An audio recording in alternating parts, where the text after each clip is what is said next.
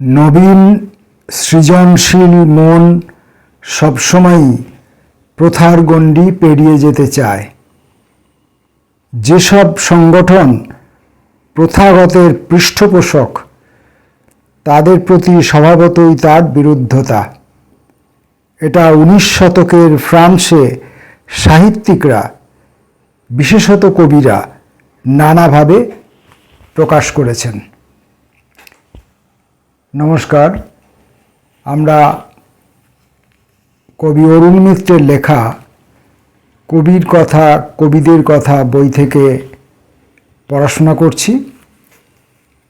আজকের পর্বের অংশটি আমরা পড়তে শুরু করেছি। ভিক্টর ইউগোর কাব্যনাটক এডনানিকে উপলক্ষ করে যে সংঘাত হয় সেটা অবশ্য এক বিশেষ ঘটনা, কিন্তু সাধারণভাবেই প্রচলিত সাহিত্যরীতিকে অগ্রাহ্য করে অন্য পথে চলার মানসিকতা তরুণদের মধ্যে ব্যাপ্ত ছিল এবং গভর্নমেন্ট, একাডেমি ও ইউনিভার্সিটি প্রচলিতকে পালন করে, নতুনকে বাধা দেয়, এমন একটা অভিযোগ তাদের মনের মধ্যে ছিল। শুধু ইয়োগোর সময়ই নয়, তারপরেও তাঁর প্রায় 20 বছরের কনিষ্ঠ বোদলেয়ারও এ বিষয়ে অত্যন্ত ক্ষুব্ধ ছিলেন। বিশ্ববিদ্যালয়ের অধ্যাপক ফ্রাঁসোয়া ভিলমার সাহিত্যালোচনা এবং একাডেমির নির্বাচন সম্বন্ধে তাঁর রচনায় তা স্পষ্ট। আর গভর্নমেন্ট সম্বন্ধে তাঁর এবং তাঁর সহযাত্রীদের অন্যরকম মনোভাবের তো কোনো কারণই ছিল না। বোদলেয়ার এবং ফ্লোরের ছিলেন নতুন সাহিত্যের দুই প্রতিনিধি, একজন কবিতায়, অন্যজন উপন্যাসে। দুজনের জন্ম একই সালে এবং দুজনের উপর সরকারি চোট পড়ে একই সালে। লে ফ্লর দু মাল এবং মাদাম বোভারি প্রকাশের সঙ্গে সঙ্গেই দুজন অভিযুক্ত হন জনসমাজের নীতিবোধ এবং সদাচারকে আঘাত করার দায়ে। 1857 সালের সেই মামলায় ফ্লোরের সৌভাগ্যক্রমে রেহাই পেয়ে যান, কিন্তু বোদলেয়ারের সাজা হয়। জরিমানা ছাড়াও তার গ্রন্থ থেকে কিছু কবিতা ছাঁটাই করার হুকুম দেওয়া হয়। যে গ্রন্থ আজ পর্যন্ত সারা পৃথিবীর লক্ষ লক্ষ পাঠককে আকৃষ্ট করেছে এবং যা আধুনিক কাব্যের এক দিগদর্শী সৃষ্টি বলে স্বীকৃত, কর্তৃপক্ষের দৃষ্টিতে তা বর্জনীয় ছিল। একথা ভাবলে আজ বেশ মজা লাগে, কিন্তু বোদলেয়ারের পক্ষে ব্যাপারটা মজার ছিল না, ছিল যন্ত্রণার। তার আর এক যন্ত্রণা ছিল গ্রন্থ প্রকাশনার ব্যাপারে, সে এক পৃথক প্রসঙ্গ। অরুণ মিত্র লিখছেন, সাহিত্য একাডেমি সম্বন্ধে লেখকদের প্রতিক্রিয়া একটু বিচিত্রও ছিল। ইউগো 3 বার চেষ্টার পর একাডেমির সদস্য হয়েছিলেন। অবশ্য তাঁর কিছু এলোমেলো ভাব মাঝে সাঝে প্রকাশ পেত। ওই সময়টা ছিল রাজার সঙ্গে সদ্ভাবের সময়, কিন্তু পরে গণতন্ত্রের সমর্থনে রাজশক্তির বিরুদ্ধে দাঁড়াতে এবং নির্বাসন বরণ করতে তিনি দ্বিধা করেননি। আরও আশ্চর্য, একাডেমির সদস্যপদ চেয়ে আবেদন করেছিলেন বোদলেয়ার, তবে কৃতকার্য হননি। তিনি বোধহয় ভেবেছিলেন একাডেমিকে তিনি এক অকৃত্রিম সাহিত্য সংস্থায় পরিণত করবেন। এতেই কি বোঝা যায় না যে তিনি খাঁটি কবি ছিলেন? সরকারি স্থূল হস্তাবলোপের আর এক ঘটনার উল্লেখ করব, যা মাত্র 20 বছর আগে ফ্রান্সকে তোলপাড় করে। কবিতা অথবা উপন্যাসের উপর এ হামলা হয়নি, হয় ফিল্মের উপর, কিন্তু সাহিত্যের সঙ্গে তার প্রত্যক্ষ সংযোগ ছিল, কারণ ফিল্মটা এক বিখ্যাত ফরাসি উপন্যাসের চিত্রায়ন। বইয়ের নাম মা রলিঝিয়াজ, লেখক ডনি দিদ্রো। এবং এই ঘটনার সবচেয়ে বিস্ময়কর বৈশিষ্ট্য এই যে এক অবিখ্যাত সাহিত্যিক ছিলেন এই সরকারি হস্তক্ষেপের নায়ক। তিনি আন্দ্রে মালরো, যিনি দ্য গোল সরকারের সংস্কৃতি মন্ত্রী ছিলেন। 1966 সালে এই ফিল্ম তৈরি হওয়ার সঙ্গে সঙ্গে সরকার তা নিষিদ্ধ করে দেন। অজুহাত, ক্যাথলিকরা মনে আঘাত পাবে। বিদ্রোহ 18 শতকের অন্যতম প্রধান মনীষী ও লেখক, তাঁর সম্পাদনায় জ্ঞান বিজ্ঞানের যে এনসাইক্লোপিডিয়া রচিত হয় তা চিন্তা জগতে যুগান্তর আনে। সৃজনশীল সাহিত্যেও তাঁর অবদান অসাধারণ। কুমারী কন্যাদের কিভাবে জবরদস্তি করে সন্ন্যাসিনী বানানো হয় এবং কনভেন্টে তাদের জীবনের কি বিপর্যয় ঘটে তারই মর্মস্পর্শী কাহিনী লা রলিজিয়েজ। বিদ্রোহ নিজের বোন যুবতী বয়সে কনভেন্টে পাগল হয়ে মারা যান। বিষয়টা ধর্ম সম্প্রদায়গত হলেও বিদ্রোহ বস্তুত নারীদের অসহায়তার কাহিনী অবলম্বনে তুলে ধরেন সমাজের স্বৈরাচার এবং মানব মুক্তির প্রশ্নকে। নাম খানিকটা বদলে নানান ভেজাল দিয়ে এই ফিল্ম সেন্সরের ছাড়পত্র পায়, কিন্তু সরকারের নিষেধাজ্ঞা জারি করে দেন। ফ্রান্সে প্রতিবাদের ঝড় ওঠে, অনেকেই সরাসরি মালরোকে এর জন্য দায়ী করেন।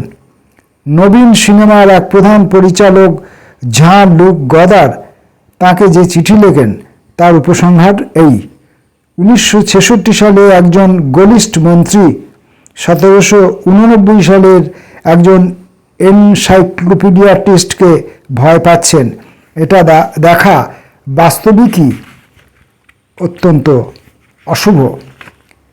আপনি বুঝবেন না কেন আমি অতঃপর কখনো আপনার সঙ্গে করমর্দন করব না।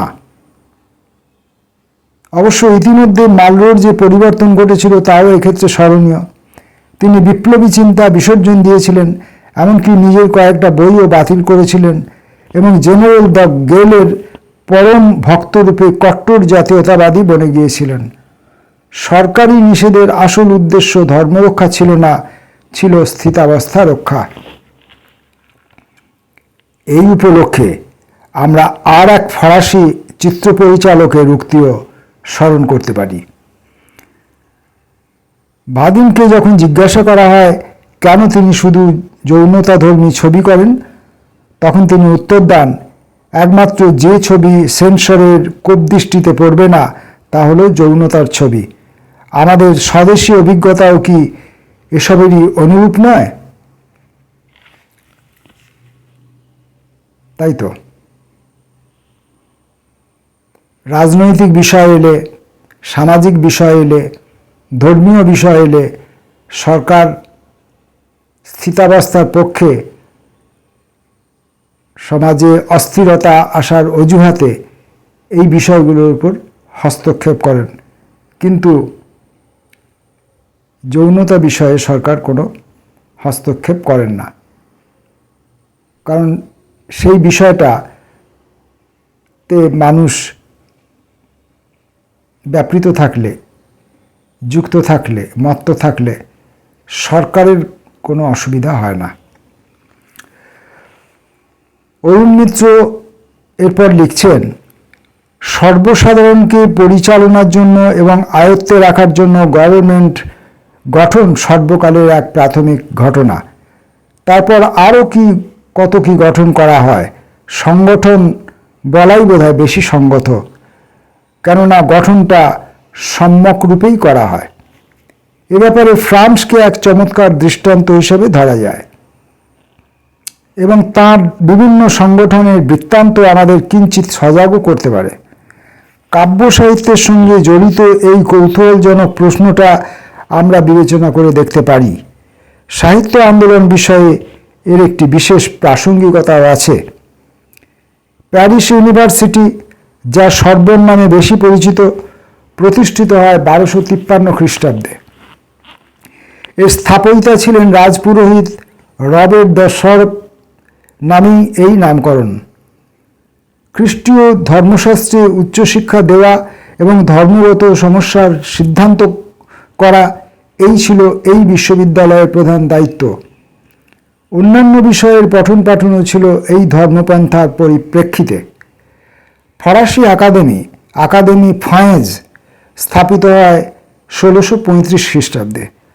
রাজা ত্রয়োদশ লুই অসীম ক্ষমতালিপ্সু কূটনীতিজ্ঞ প্রধানমন্ত্রী ধর্মযাজক রিশনিয়র পৃষ্ঠপোষকতায় সাহিত্য এবং ভাষার ক্ষেত্রে জাতির সৃজন শক্তিকে নিজের নিয়ন্ত্রণে আনার সুযোগ তিনি ছাড়তে চাননি।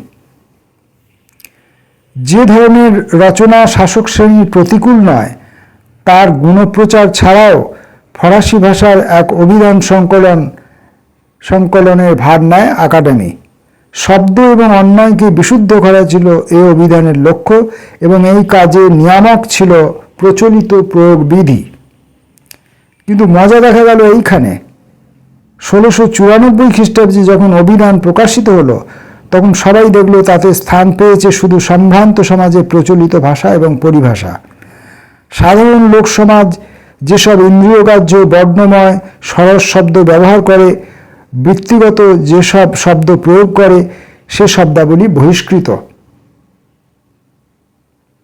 কয়েকজন বিশিষ্ট লেখক তখনই এর প্রতিবাদ করেন। অভিধান প্রণয়নের দ্বারাও ভাষা এবং সাহিত্যে যে কিভাবে হস্তক্ষেপ করা যায়, এ তার এক দৃষ্টান্ত।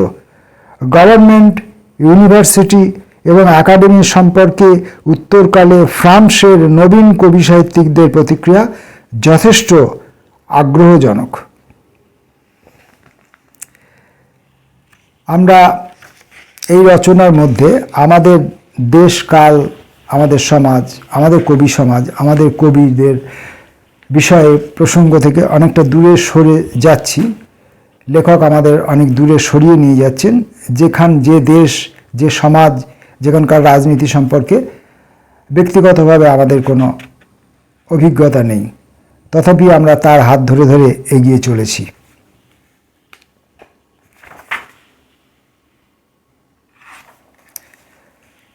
এরপর অরুণ মিত্র লিখছেন, সাহিত্যের ভাবনা কখনো কখনো টেবিল, চেয়ার, খাতাপত্র ছাড়িয়ে নেমে যায় রাস্তায় কিংবা উঠে পড়ে মঞ্চে। এটা ফ্রান্সে যেমন দেখা গেছে, এমন আর কোথাও না।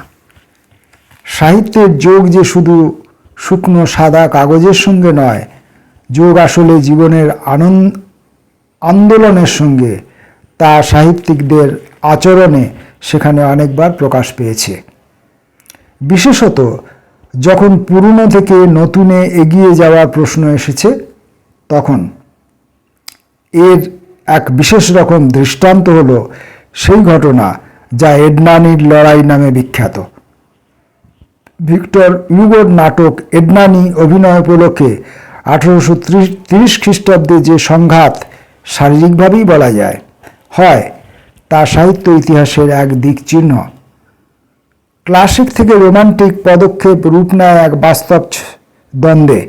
ভিক্টর ইউগো নতুন আদর্শে এবং নতুন রীতিতে যে নাটক লিখেছিলেন, ক্লাসিকপন্থীরা তার বিরুদ্ধে দাঁড়ান। সাহিত্যের ক্ষেত্রে তারা ছিলেন স্থিতাবস্থার পক্ষে এবং ক্ষমতাভোগী মহল ছিল তাদের সমর্থক। প্রথম অভিনয় রজনীতে কমেডি ফাঁয়েজ প্রেক্ষাগৃহের ভিতরে ও বাইরে আবহাওয়াটা হয়েছিল রণক্ষেত্রের মতো। রুগোর বয়স যখন 28, কিন্তু ইতিমধ্যেই তিনি নায়ক। কনিষ্ঠ কবিরা যাদের নাম সাহিত্যের পরবর্তী অধ্যায়ে উজ্জ্বল, তারা সবাই তার অনুগামী। সমবয়সী এবং অনেক জ্যেষ্ঠ লেখকও তার অনুরাগী এবং সমর্থক, তরুণ শিল্পী এবং সুরকারেরাও। কত বিশিষ্ট লেখকই না সমবেত হয়েছিলেন প্রথম অভিনয় অনুষ্ঠানে। বালজাক, স্ন্যাদাল, মেডিমে, ভিই, দুমা, সাঁত-বোভেল। আর সংঘর্ষের জন্য প্রস্তুত রয়েছেন তরুণরা, কবি তেওফিল গতিয়ে, জেরার দ্য নেরভাল, পেত্রুস বরেল, সুরকার বেবলিওজ, চিত্রকর দাভেরিয়া এবং আরও অনেকে। এই বুঝি মারামারি বাঁধে। বালজাকের মুখে এসে লাগলো বাঁধাকপির ডাঁটা। কমলালেবুর খোসা ছড়াও চলল, ক্লাসিক পক্ষের কাণ্ড। হাতাহাতি কিছু হলো বটে, কিন্তু পুরোদস্তুর নয়। কেননা কর্তৃপক্ষ অভিনয় বন্ধ করে দেওয়ার ছুতো খুঁজছেন বুঝতে পেরে তরুণ নেতারা সাবধান হয়ে গেলেন। তবে অভিনয় চলার সময় বাহবা আর টিটকিরির লড়াই শুরু হলো। অবশেষে যখন সাধারণ দর্শকরা মুগ্ধ হয়ে রোম্যান্টিকদের অভিনন্দনে যোগ দিল, তখন রক্ষণশীলরা নিরস্ত হতে বাধ্য হলো। অবশ্যই এডনানি যতদিন মঞ্চস্থ হয়েছে কিছু গোলমাল চলেইছে, কিন্তু শেষ পর্যন্ত বিরোধীরা সাহিত্যিক যুগ পরিবর্তনের বাস্তব সত্যটা মেনে নিয়েছে, না মেনে উপায় ছিল না। কারণ রোম্যান্টিক ধারা প্রধান সাহিত্য স্রোত রূপে ক্রমেই অপ্রতিরোধ্য হয়ে উঠেছে। 19 শতকের বিভিন্ন সাহিত্য আন্দোলন এই পরিপ্রেক্ষিতে হয়েছে ফ্রান্সে। যেসব সংগঠন প্রথাগতের ধারক এবং যেখানে চর্বিত চর্বণেরই প্রশ্রয়, তাদের অগ্রাহ্য করে, যারা বাঁধা বুলি বলে, বাঁধা ছকে চলে, তাদের বিরুদ্ধেও দাঁড়াও। 19 শতকে কেন, 20 শতকেও তাই। এবং এর প্রাসঙ্গিকতা যে কোনো দেশের সাহিত্যের বিবর্তনে স্বীকার্য। এইখানে এসে আমরা যে বলছিলাম যে উনি আমাদের হাত ধরে বিদেশে নিয়ে চলেছেন, যেখানকার দেশ, কাল, সমাজ, রাজনীতি, সমাজনীতি সম্পর্কে আমরা কিছু জানি না, অথচ আমরা তার হাত ধরে সেখানে পৌঁছাচ্ছি এবং সেখানকার বিষয়াবলী সম্পর্কে, ঘটনাবলী সম্পর্কে অবহিত হচ্ছি। এবং এখন আমরা বুঝতে পারছি যে কথাটা তিনি শেষ লাইনে বললেন, যে এর প্রাসঙ্গিকতা যে কোনো দেশের সাহিত্যের বিবর্তনে স্বীকার্য। সমস্ত দেশেই নতুন সাহিত্যের ধারাকে এইসব প্রতিবন্ধকতার মুখোমুখি হতে হয়েছে। এবং পুরনোপন্থী যারা লেখক, পাঠক এবং আলোচক, বিশেষ করে একাডেমিক লাইনের লোকেরা, তারা একদম বাঁধাগতের পুরনোপন্থী লোক। তাদের ওই পড়ে আসা যে চিন্তাভাবনা, যা তারা ছাত্রাবস্থায় পড়েছেন এবং ছাত্রদেরকে পড়িয়েছেন, সেই চিন্তাভাবনাকেই তারা আদর্শ বলে মনে করেন। তার বাইরে নতুন কিছু হলেই তারা বিপন্নতা বোধ করেন এবং সরাসরি এই নতুন যে কাজ, সেই নতুন কাজকে সরাসরি অস্বীকার করে দেন। এটা আমাদের সমাজে, দেশে, আমাদের বাংলা সাহিত্যের অলিতে গলিতে এমন ঘটনা অহরহ দেখা যায়।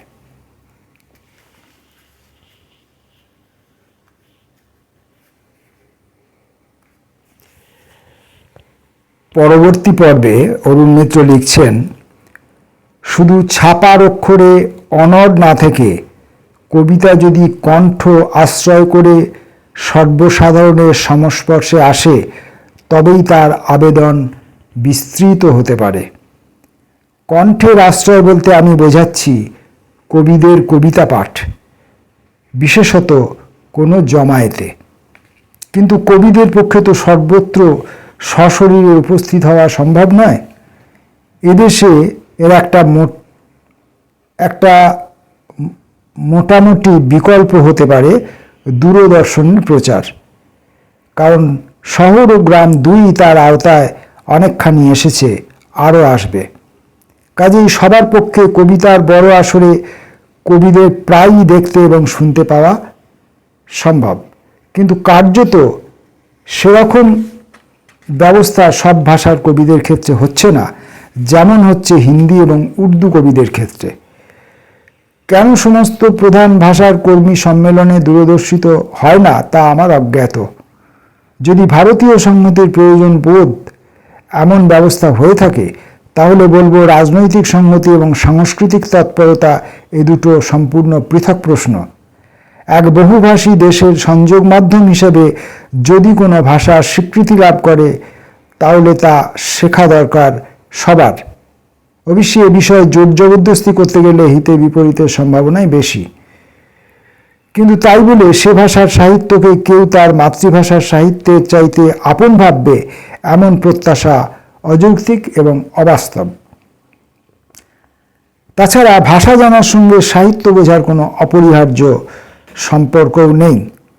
হিন্দি ও উর্দু ভাষার আসর যদি সারা ভারতে প্রচারিত হয়, তাহলে বাংলা, অসমিয়া, ওড়িয়া, তেলেগু, তামিল, মালায়ালম, কন্নড়, মারাঠি, গুজরাটি, গুরমুখী কেন সেইভাবে প্রচারিত হবে না? যদি বলা হয় বাংলা যাদের ভাষা, তারা ছাড়া আর কেউ বাংলা কবিতা বুঝবে না, তাহলে জিজ্ঞাস্য দক্ষিণ ভারতে এবং পূর্ব ভারতে কজন হিন্দি কবিতার ভাষা ভাব বুঝতে পারে? উর্দু কবিতার বোধগম্যতা তো আরও সীমাবদ্ধ। অতএব বাংলা কবিতার ভবিষ্যৎ ভেবে নিশ্চয় দাবি করা যায় দেশটা যেহেতু আমাদের সকলের, সে কারণে হিন্দি কবি সম্মেলন ও উর্দু মুশায়রার মতোই বাংলা কবিতা পাঠ দূরদর্শনে প্রচার হোক এবং ভারতীয় কবিতার স্বার্থে দাবি করা যায় যে অন্য সব প্রধান ভাষার ক্ষেত্রেও সেই ব্যবস্থা করা হোক। এখন এই ক্ষেত্রে আমরা একদম আমাদের সাহিত্য জগতের, কবিতার জগতের যে পর্যায়গুলি আছে, একদম উচ্চতর পর্যায়, তার পরবর্তী পর্যায়, তার পরবর্তী পর্যায় এবং নিম্ন পর্যায় যেখানে আমরা বিলং করি, এই যে সরকার হিন্দি ভাষা এবং উর্দু ভাষার কবিদের কবিতা পাঠের ব্যবস্থা করছেন অথচ অন্য অন্য ভাষার কবিদের কবিতা পাঠের ব্যবস্থা করছেন না, এটা করা উচিত বলে অরুণ মিত্র দাবি করছেন। পরবর্তীকালে কিছু কিছু ক্ষেত্রে হয়তো হয়েওছে। অনেক অনেক বাঙালি কবি সরকারি প্রচারের আওতায় আসছেন, সরকারের আয়োজিত অনুষ্ঠানে কবিতা পড়ার ডাক পাচ্ছেন। কিন্তু এখানেও বৈষম্য থেকে যাচ্ছে, কারণ ওই যে আমি শ্রেণীগুলির কথা বলছিলাম, এই সরকারি সুযোগ সুবিধা যা আছে সেটা তো পর্যাপ্ত পরিমাণে নেই। তো যা আছে সেই সমস্ত সুযোগ সুবিধাটাই ওই প্রথম শ্রেণীর, তথাকথিত প্রথম শ্রেণী, তারা সাহিত্য গুণগতভাবে প্রথম শ্রেণীর কিনা প্রশ্ন আছে, কিন্তু সামাজিক অর্থনৈতিক শ্রেণী বৈষম্যের যে বিচার, সরকারি সুযোগ সুবিধা পাওয়ার ক্ষেত্রে যারা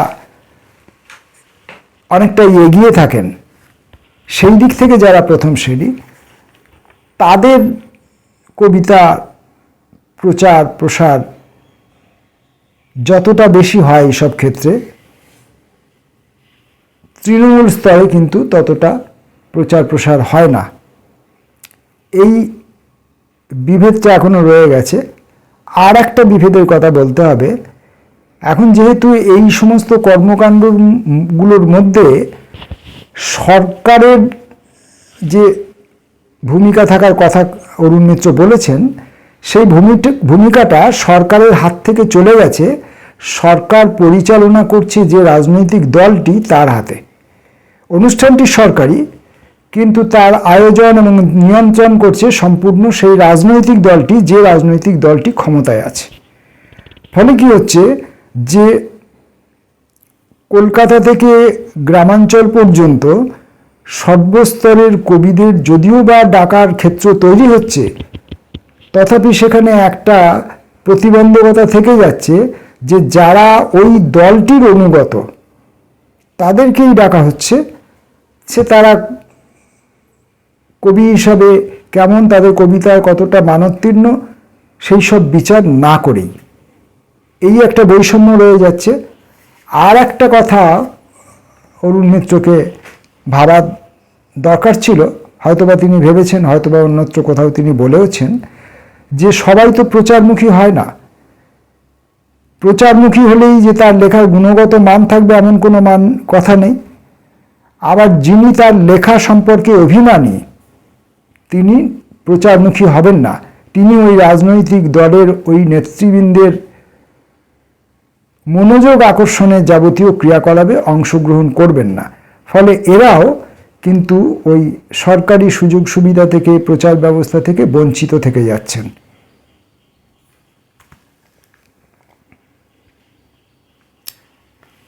অরুণ মিত্র বলছেন, এ প্রসঙ্গে বলি, উত্তরপ্রদেশে থাকার সময় আমি কবি সম্মেলন ও মুশায়রা শুনেছি। কবিদের রচনার আবৃত্তি, গানও অনেক সময় হয়, আমরাও শুনেছি। এই অনুষ্ঠানকে খুব চমকপ্রদ করত, কিন্তু আমার মনে হতো এ এক কবিতা ভিত্তিক পৃথক শিল্প, কেননা দেখতাম এক বিশেষ আচরণ রীতি এর সঙ্গে জড়িত।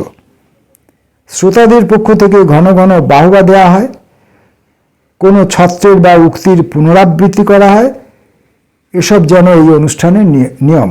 কেয়া বাত, খুবসুরত খুবসুরত, বহুত খুব, এইসব বাহবা চলতেই থাকে শ্রোতাদের মধ্য থেকে।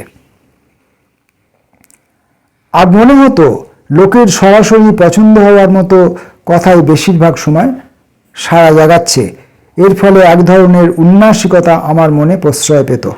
অর্থাৎ জনগণ যেটাকে পছন্দ করছে সেটাই কবিতা হিসেবে স্বীকৃতি পাচ্ছে। জনগণেরও কবিতার সঙ্গে মানের উত্তরণ হচ্ছে কিনা সেটাও তো দেখার বিষয় আছে। এখন জনগণের মনের দিকে, তাদের রুচির দিকে, তাদের চেতনার দিকে তাকিয়ে যদি আমি কবিতা রচনা করি, তাহলে সেই কবিতার মান ও কোথাও মার খাওয়ার প্রশ্ন থাকে। এই জন্য তিনি বলছেন যে এই বিষয়ে আমার একটা উন্নাসিকতা আমার মনে প্রশ্রয় পেত। ভাবতাম বাঙালিরা যে এইরকম কবিতার আসরের বদলে বর্তমানে কবিতার মুদ্রিত রূপের ভক্ত হয়েছে, সেটা তাদের কাব্যবোধের পরিচায়ক এবং তাতেই কবিতার উদ্ধার। তাছাড়া এ যেন মেলোড্রামা, যা কবিতা প্রেমিক বাঙালিজনের ধাতে নেই। কিন্তু পরে বুঝেছি আমার আত্মপ্রসাদ অত্যন্ত ভ্রান্ত। মেলোড্রামার প্রতি বাঙালি সাধারণের আকর্ষণ যে প্রবল, তা অতি নাটকীয়তার ব্যাপক সমাদরেই দেখতে পাই। তিনিও দেখতে পেয়েছেন যে বাংলার মধ্যেই মেলোড্রামা, বাঙালির মধ্যেও ওই মেলোড্রামার প্রতি আকর্ষণ অত্যন্ত, এবং সেই জন্যে ওই গল্পকেন্দ্রিক কবিতা, ঘটনাবহুল কবিতা যেখানে কাব্যগুণ নেই, একটি গল্প আছে, একটি নাটকীয় প্রচার আছে, একটি কোনো মনোহারিণী ঘটনার বিবরণ আছে, সেই সবগুলো, এবং পরিবেশনের সময়ও ওই মেলোড্রামাটিক পদ্ধতি অবলম্বন করে পরিবেশন করা হয়, এবং সেগুলি দেখা যাচ্ছে বাঙালির জনগণও খুব পছন্দ করছে।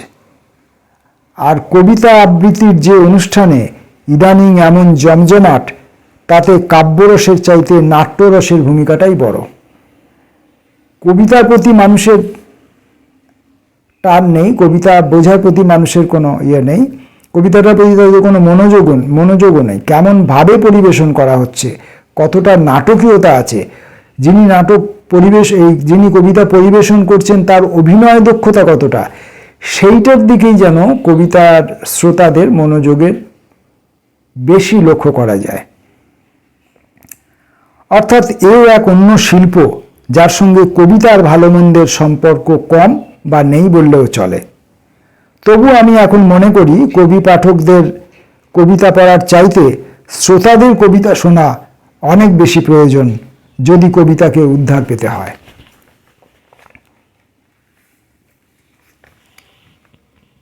সাধারণভাবে পাঠকরা তেমন কবিতা পড়েন কোথায়? এই যে আমি প্রতিদিন আমার এই ইউটিউবে আমি যে প্রতিদিন অসংখ্য কবির কবিতা পোস্ট করছি আমার পড়ার মাধ্যমে, যদি আমার পড়া খারাপ হয়, আমার পড়া অস্পষ্ট হয়, অসুন্দর হয়, তাহলেও তো কেউ বলতে পারেন যে অমুক কবিতাটা শুনলাম, স্পষ্ট করে বুঝতে পারলাম না, কবিতাটা আরেকবার শোনান, আরেকবার বলুন। এরকমও তো দেখি না, কোনো ভিউ নেই, লাইক কমেন্ট শেয়ার দূরের কথা, ভিউ নেই। অর্থাৎ অন্যের কবিতা শুনতে কেউ আগ্রহী নয়। সাধারণ পাঠক তো নয়ও, আমার ইদানিং মনে হচ্ছে যারা আমরা কবিতা লিখি তারাও কেউ অন্যের কবিতা শুনতে, পড়তে, জানতে চাই না। আমার যা এলো মনে, আমি যা লিখলাম সেই কবিতা নিয়েই আমি সন্তুষ্ট। অন্য কোথায় কে কবে কীরকম লিখেছিলেন, কিভাবে কবিতার উত্তরণ হয়েছে, এসব সম্পর্কে জানতে আমরা আগ্রহী নই।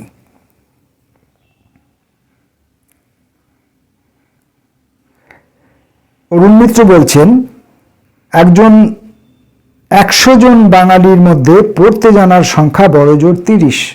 এটা হয়তো এখন একটু বেড়েছে, এবং তার মধ্যে কবিতা ভালোবাসার মানুষ কত সে অঙ্ক কষলে বোধহয় দশমিক বিন্দুর বাঁ দিকটা ফাঁকাই থাকবে। কবিতা ভালোবাসার মানুষ কত থাকবে না, দশমিক বিন্দুর বাঁ দিকটা ফাঁকাই থাকবে, মানে নেই বললেই চলে, নেই। কবিতা ভালোবাসেন এমন মানুষ নেই। আর আমি একটু আগে যেটা বললাম যে অরুণ মিত্র বলেছেন 100 জন বাঙালির মধ্যে পড়তে জানার সংখ্যা বড়জোর 30, সেটা তিনি বলেছেন। হ্যাঁ, পড়তে জানার সংখ্যা 30, এটা থেকে একটু এখন বেড়েছে ঠিক কথাই, কিন্তু পাশাপাশি এইটাও আবার বিবেচ্য বিষয় যে বাংলা পড়তে জানার সংখ্যা কিন্তু আবার আস্তে আস্তে কমে যাচ্ছে, কারণ সবই এখন ইংরেজি মাধ্যমে পড়া ছেলেমেয়েরা, যারা বাংলা পড়তে পারে না, লিখতে পারে না। তাই বাংলার ভাষার সংকট, বাংলার কবিতার সংকট, এমনকি বাঙালির সংকট আরও বেশি সংকটাপন্ন হয়ে চলেছে। তাহলে প্রমোদ অনুষ্ঠান ছাড়িয়ে কবিতার যে সত্তা, তা কি হবে? ওই যে আবৃত্তির যে অনুষ্ঠান, ওটাকে উনি প্রমোদ অনুষ্ঠান বলছেন, ওইটা বাদ দিয়ে কবিতার যে নিজস্ব সত্তা, তার যে নিজস্ব অস্তিত্ব, সেটার কি হবে? সে কি কিছু ছাপানো অক্ষরের কৃপায় কোনো মতে টিকে থাকবে? কয়েকজনের পাঁজরার মধ্যে ধুকুপুকু করে বেঁচে থাকবে? এখন তো সেটাই দেখা যাচ্ছে যে কবি নিজে লিখছেন, নিজের পয়সায় নিজে বই ছাপাচ্ছেন, এবং সেই ছাপানো বইগুলি তারই ঘরের তাকের মধ্যে থেকে যাচ্ছে, অন্য কেউ তা জানতেও পারছে না।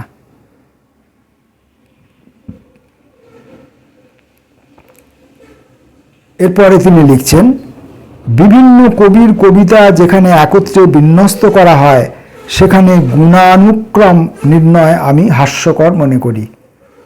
যা শুধু গ্রাহ্য হতে পারে তা হলো লেখকদের বয়ক্রম অথবা নামের বর্ণানুক্রম। নামের আদ্যক্ষরের বর্ণানুক্রম অনুযায়ী সাজানো যেতে পারে, অথবা লেখকদের বয়স হিসাবে, লেখকদের বয়স, মানুষটির বয়স হিসাবে নয়, লেখকদের বয়স হিসাবে তাদেরকে সাজানো যেতে পারে। কিন্তু কবিতাগুলির গুণাগুণ অনুযায়ী সাজানোটা হাস্যকর, কারণ কবিতার গুণাগুণ তো কোনো এক কথার বিষয় নয়। গুণানুক্রম কি করে ঠিক করা যাবে? কবিরা তো পরস্পর কোনো এক সরল রেখায় ঝুলে থাকেন না বা জুড়ে থাকেন না যে কে উপরে বা কে নিচে, কে সামনে বা কে পেছনে, তা বলে দেয়া যাবে। তিনি একটা চিত্র কল্পনা করছেন, মনে করুন এটি একটি রেখা, এই রেখা থেকে কবিরা ঝুলে থাকছেন, এবং কোন কবি কতটা বেশি ঝুলে থাকছেন সেই অনুযায়ী কি তার কবিতার গুণ নির্ণয় হবে? এটা তো নয়। তাদের অবস্থান একই সমতলে এবং তাদের ক্রিয়াশীলতা বিভিন্ন এলাকায়। অবশ্য তাদের শ্রেণীভাগ করার এবং ক্ষমতা শনাক্ত করার চেষ্টা করা যেতে পারে, কিন্তু তুলনামূলকভাবে স্থান নির্ণয় করা সমীচীন নয়। সেটাও হয় রাজধানীর কবি এবং জেলার কবি, গ্রামের কবি। করতে গেলে আমাদের পরীক্ষার খাতা দেখার মতো হয়, যেখানে দৃষ্টান্তস্বরূপ সফল পরীক্ষার্থীদের প্রথম 10 জনের তালিকা খুব সম্ভব একেবারেই উল্টে যাবে যদি অন্য পরীক্ষকরা খাতা দেখেন। পরীক্ষায় যেমন হয়, আমাদের স্কুল ফাইনাল পরীক্ষায়, হায়ার সেকেন্ডারি পরীক্ষায় প্রথম 10 জন 20 জনের যে নামের তালিকা প্রকাশ করা হয়, তাদের খাতাগুলি যদি অন্য পরীক্ষককে দিয়ে দেখানো হয়, তাহলে হয়তো দেখা যাবে যে তারা ওই প্রথম 10 জনের মধ্যে আর থাকছে না। কারণ যারা পরীক্ষক, যারা খাতা দেখছেন, তাদের দেখার দৃষ্টিভঙ্গি আলাদা আলাদা রকমের। তাই এক্ষেত্রেও কবিদের গুণমান নির্ণয় করে যদি কবিদেরকে রাখা হয়, সাজানো হয়, তাহলে সেক্ষেত্রেও সমস্যা দেখা দেবে। কারণ যিনি গুণমান নির্ণয় করবেন, তাকে সরিয়ে আরেকজনকে যদি গুণমান নির্ণয় করতে দেওয়া যায়, তাহলে দেখা যাবে তিনি অন্য কাউকে গুণমানের নিরিখে রাখছেন।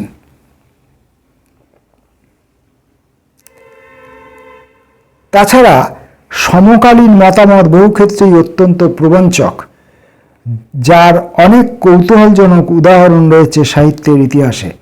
অর্থাৎ এখনই যিনি লিখছেন আর এখনই তার কবিতাকে যে আমি ভালো বলছি, এইটি প্রবঞ্চনামূলক একটি কর্ম।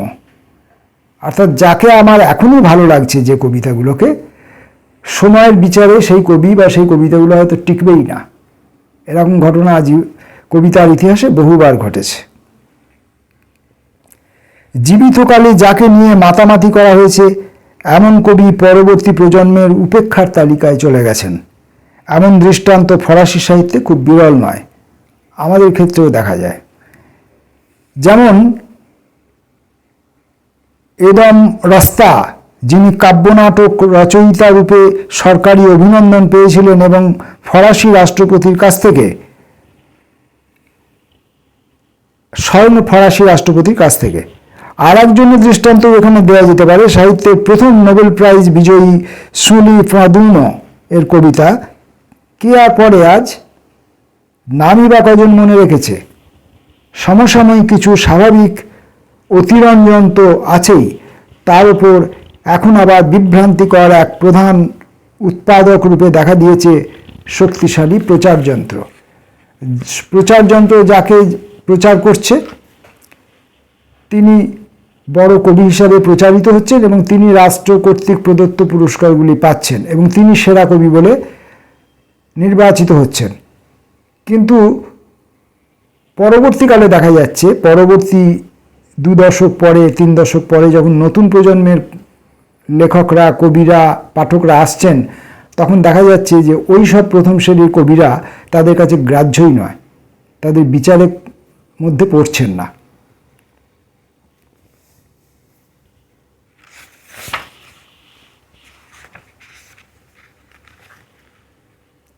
ইউরোপ আমেরিকার সাহিত্যিকরা আমাদের লেখকদের সম্বন্ধে সাধারণত 2 ধরনের মনোভাব দেখান। তারা হয় আমাদের দিকে পিঠ ফিরিয়ে থাকেন, নয় আমাদের পিঠ চাপড়ান। হয় আমাদের দিকে উপেক্ষা করেন অথবা আমাদেরকে পিঠ চাপড়ে দেন। মানে গুণাগুণ নির্ণয় করতে তারা চান না, মানে সমকক্ষ মনে করতে চান না। সেই কবে রবীন্দ্রনাথ ঠাকুর নামে এক কবির প্রতি তাদের কিঞ্চিত ভক্তি শ্রদ্ধার ভাব এসেছিল, কিন্তু তা উবে যেতেও বেশি দেরি হয়নি। অবশ্য এই উপেক্ষা অথবা মুরব্বিয়ানার কিছু কারণও আছে। পাশ্চাত্য লেখকদের সৃষ্টি এবং ভাবনা সাহিত্যের যে সমৃদ্ধি ঘটিয়েছে তার তুলনা নেই। এ থেকে এক আত্মবিশ্বাস জন্মানো স্বাভাবিক, কিন্তু সে আত্মবিশ্বাস কি আত্মসর্বস্বতার নামান্তর হয়ে দাঁড়িয়েছে, যা অন্যের সম্বন্ধে মানসিক বাধা তৈরি করে? তবে একটা বাইরের বাধাও আছে, যা প্রথমটা থেকেই উৎপন্ন এবং রাজনৈতিক, রাষ্ট্রনৈতিক ও অর্থনৈতিক অবস্থার দ্বারা লালিত। তা হলো আমাদের ভাষার সঙ্গে অপরিচয়। এর ফলে তারা মুরব্বি সাজতে গিয়ে প্রায়ই বর্তমানকে বাদ দিয়ে আমাদের প্রাচীন ভাষা সাহিত্য সম্বন্ধে উচ্ছ্বাস দেখানোর নিরাপদ পথ অবলম্বন করেন। এ অবস্থা কবে বদলাবে কে জানে। ইউরোপ আমেরিকায় সেখানকার লোকেরা আমাদের দেশের ভাষাগত কারণে আমাদের দেশের কবিদের সম্পর্কে তারা ওয়াকিবহাল নয়, লেখকদের সম্পর্কে তারা ওয়াকিবহাল নয়, বিশেষ করে এই সময়ের যারা, তাদের সম্পর্কে ওয়াকিবহাল নয়। পুরনো যারা ইতিহাসের মধ্যে আছে, যাদের ভাষান্তর হয়েছে, যারা তাদের কাছে পরিচিত, সেইগুলোকেই তারা আমাদের দেশের কবিতা বা আমাদের দেশের সাহিত্য বলে এখনো ধরে নেন।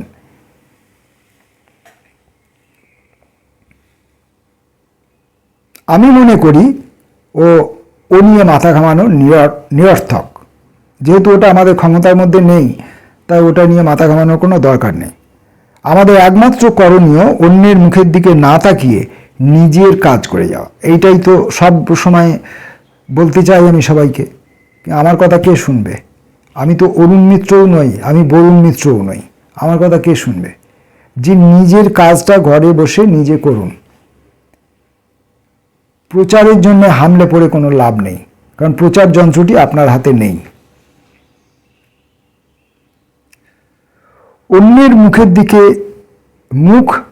মুখ যদি আমাদের দিকে কোনোদিন ঘোরে, তবে তার ফলেই ঘুরবে যদি আমি লেখাটা ঠিক লিখতে পারি। এরই অন্যদিকে আমাদের আচরণটাও বিবেচ্য। পাশ্চাত্য সাহিত্যের অতীত ও বর্তমান সম্বন্ধে আমরা যথেষ্ট খোঁজখবর রাখি। অস্বীকার করে লাভ নেই, এই আগ্রহের মূল কারণ তার গুণাবলী। আরম্ভকাল থেকে তার অসামান্য বহুতা বৈচিত্র্য আমাদের সামনে এক প্রেরণার উৎস। সুতরাং তার লেখকদের প্রতি শ্রদ্ধান্বিত হওয়া মোটেই দোষের নয়, কিন্তু সেটা সাহিত্যের গণ্ডির মধ্যে রাখাই ভালো। একটা সাম্প্রতিক দৃষ্টান্ত দিই। গুন্টার গ্রাস জার্মানির এক কৃতি লেখক, কিন্তু তার অবস্থান সম্পর্কে কৌতূহল যদি কোনো প্রমোদ নায়ক সম্বন্ধে কৌতূহলের মতো হয়, তাহলে তাকে নিশ্চয়ই স্বাভাবিক বলা যায় না। আর ফ্রাঙ্কফুটে জার্মান সাহিত্যিকদের আচরণ বিষয়ে তার কাছে অনুযোগ করাই বা কি মানে? তার যে উত্তর কাগজে পড়া গেল তাকে সমুচিত বললে আমাদের আত্মাভিমান আহত হয়, কিন্তু সমস্ত ব্যাপারটা গ্লানিকর লাগে নাকি? গুন্টার গ্রাসের লেখা আমরা পড়ব, আমাদের যার যার যেমন যেমন ক্ষমতা সেই অনুযায়ী আমরা তার লেখার সঙ্গে পরিচিত হব, কিন্তু ব্যক্তি গুন্টার গ্রাস আমাদের দেশে এসেছেন, কোথায় আছেন, কি করছেন, তার মুখোমুখি হতে হবে, তার সঙ্গে পরিচিত হতে হবে, এইটার কোনো প্রয়োজন নেই বলে অরুণ মিত্র বলছেন, যেটা আমি খুব সামান্য বালুকণা মাত্র হয়েও আমি এতকাল এই কথাই বলছি। আমার ভাই বোনেদের আমি এই কথাই বলেছি যে যদি কোনো লেখককে তোমার ভালো লাগে, তার বইগুলি তুমি বাজার থেকে কিনে পড়ো। ব্যক্তিগতভাবে সেই লেখকটার তোষামোদ করার কোনো প্রয়োজন আছে বলে আমি মনে করি না।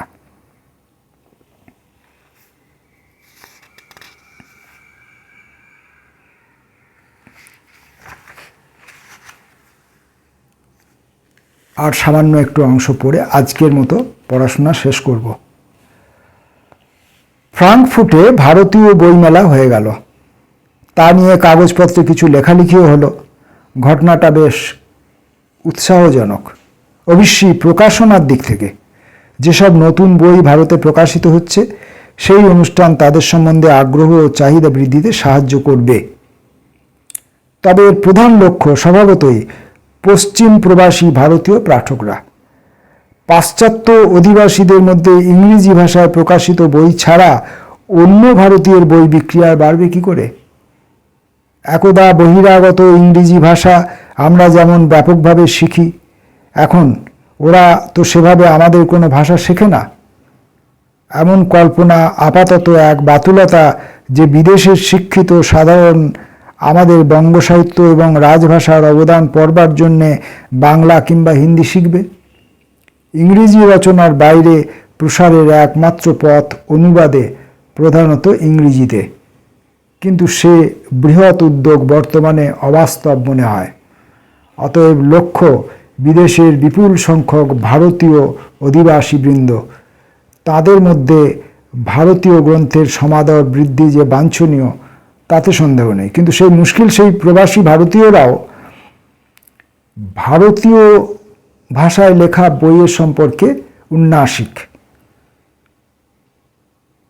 কারণ তারা অনেক বেশি ইংরেজি তথা বিদেশি ভাষায় দক্ষ, সেটা নিয়ে তারা অনেক বেশি ব্যস্ততা প্রকাশে আগ্রহী। কিন্তু সাহিত্যের দিক থেকে এই বইমেলা আমার মনে এক প্রশ্ন তুলেছে। ভারতীয় রচনা, কাব্য অবশ্যই যার অন্তর্ভুক্ত, সম্বন্ধে ওদেশের লেখকরা যে উপেক্ষা দেখিয়েছেন তাকে নিশ্চয় উৎসাহজনক বলা যায় না। ওখানে ভারতীয় কবিদের বই বিক্রি হয়নি, উৎসাহ দেখাননি তারা, বরং তাতে অপমানজনক বলা যেতে পারে। বস্তুত আমাদের যে লেখক লেখিকারা ওখানে গিয়েছিলেন তাদের কেউ কেউ এই উপেক্ষায় তাদের ক্ষোভ গোপন করেননি। কথাটা হলো, লেখক স্তরে যোগাযোগের সম্পর্ক যদি স্থাপিত না হয়ে থাকে তাহলে কেন এই যাওয়া? এবং হঠাৎ একটা অনুষ্ঠান অবলম্বনে সে সম্পর্ক হতেও পারে না, কেননা তার পটভূমি হলো সাহিত্যগত পূর্ব পরিচয়, অন্তত সাধারণভাবে। আমাদের সম্বন্ধে অপরপক্ষের আগ্রহই এই সংস্পর্শ ঘটাতে পারে। তার বদলে বাতাবরণটা যেখানে ঔদাসীন্যের, সেখানে লেখক হিসেবে যাওয়া তো এক বিড়ম্বনা। অবশ্যই ভ্রমণ এবং অন্য প্রসঙ্গ যার সঙ্গে সাহিত্য অনুষ্ঠানের সম্পর্ক নেই। সাহিত্যের দিক থেকে ভাবলে মনে হয় সকাল সন্ধে যতই নাম জাহির করা হোক, কিছুই আসে যায় না যদি না সত্যিকার সাহিত্যিক আগ্রহ সৃষ্টি করতে পারা গিয়ে থাকে। সেটা ঘটা সম্ভব শুধু ঐতিহ্য সৃষ্টির ধারায়, যা গড়ে ওঠে ব্যক্তিগত লাভালাভে, ভ্রুক্ষেপহীন আত্মস্থ সাধনার দ্বারা, এবং সেখানে কোনো নগদ বিদায়ের প্রশ্ন নেই। আজকের মতো আমরা পড়াশোনা এইখান পর্যন্ত শেষ করলাম। এইখান পর্যন্ত যে অংশটুকু আমরা পড়লাম, আমি ব্যক্তিগতভাবে যখন যখন বিদেশি সাহিত্যের প্রসঙ্গ এসেছে, তাদের লেখকদের নাম উল্লেখিত হয়েছে, সেগুলো ব্যক্তিগতভাবে আমি যেহেতু অশিক্ষিত ব্যক্তি, তাই আমি সেগুলো বুঝতে পারিনি। কিন্তু আপনারা যারা শুনছেন তারা প্রত্যেকেই বুঝবেন আপনাদের ব্যাপকতর পড়াশোনা দিয়ে।